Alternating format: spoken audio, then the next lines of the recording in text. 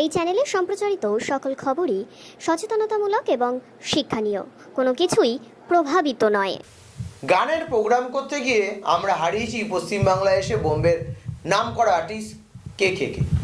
এবারে গানের প্রোগ্রাম করতে গিয়ে হঠাৎই অসুস্থ হয়ে পড়ল মানালি ঠাকুর, ভর্তি কোচবিহারের একটি নার্সিংহোমে। দিনহাটা উৎসবে অনুষ্ঠানে এসে গান গাইতে গিয়ে মাঝপথে আচমকাই অসুস্থ হয়ে পড়েন জনপ্রিয় গায়িকা মানালি ঠাকুর। মঙ্গলবার রাতে অনুষ্ঠান চলাকালীন তার নিঃশ্বাস নিতে অসুবিধা হয়। এই কারণে অনুষ্ঠান মঞ্চ থেকেই নেমে পড়েন।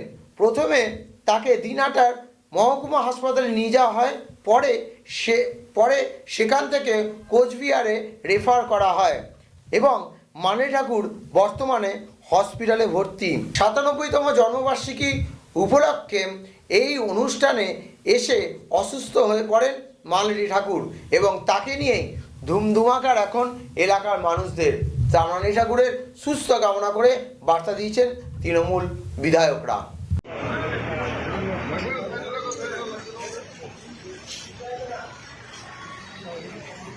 হ্যালো, গেটে হ্যাঁ, আমিও গেটে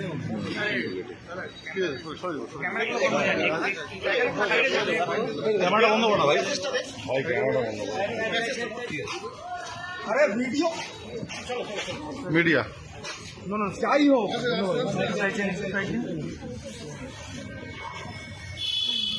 Please don't.